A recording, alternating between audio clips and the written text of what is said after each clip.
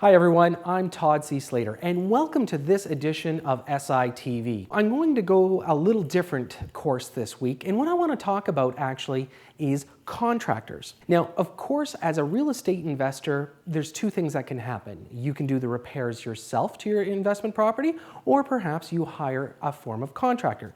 Recently, I was talking to one of our investors, and they were asking me about redoing a fireplace. Now, the reason why I bring this up, because to me, it was interesting on their response. They had a contractor come in and quote them on refacing a fireplace and putting a gas insert. So I just happened to ask them, what was the cost that you were quoted? And they told me an astronomical number, $10,000. After I picked my jaw off the floor, I sat there and I said, why did they charge you $10,000? And they said, well, the refacing and this and that. And I started looking at them and I said, why don't we just sit down and have a quick chat? So what we did was we took the cost of the actual fireplace itself. Typically, a gas insert might cost around $1,500 to $2,000 with a fan equipped. Now, of course, you have to hire a licensed gas fitter to be able to put this in. Now, that left them quite a number, $7,000 for a reface of a brick fireplace. Now, this is what I didn't understand, because the actual cost of the material is only $500 if you want to do a stone facade.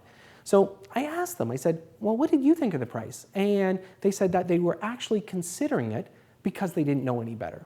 So number one rule, especially if you're going to be an investor, get multiple quotes, at least 3.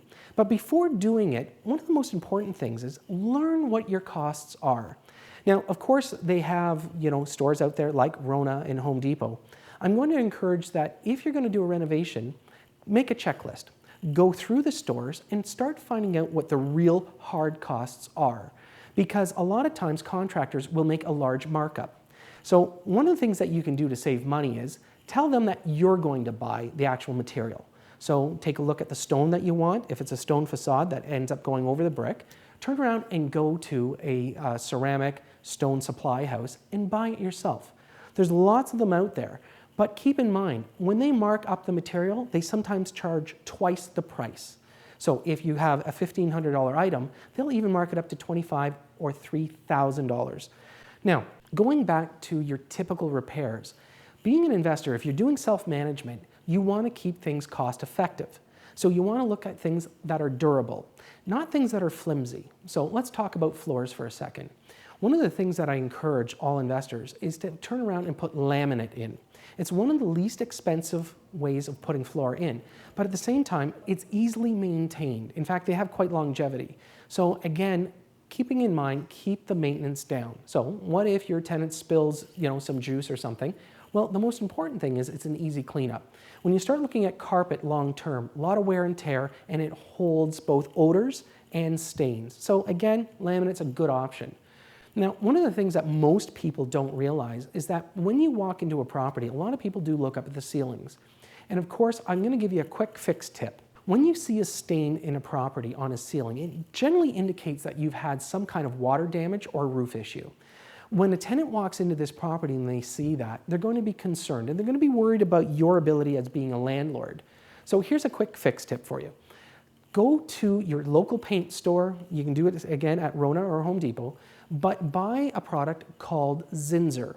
Zinsser is a shellac-based spray. Now, there's also a few other companies like Bullseye out there. Again, it's got to be a shellac-based primer, and it normally comes in an aerosol can.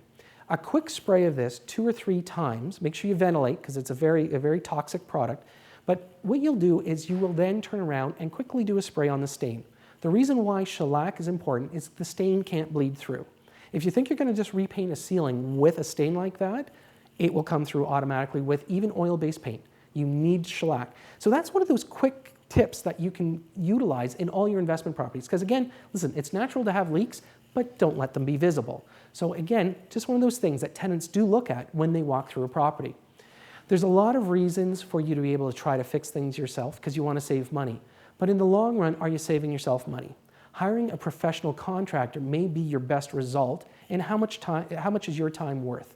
Importantly, knowing, again, cost of doing things and cost of product is going to make you a much more efficient landlord, and again, at the end of the day, you're going to have a better property to rent. These are just some of the things that you need to keep in mind when you start becoming a landlord if you're going to own multiple properties. Maintenance is key, and knowing your costs is even more important.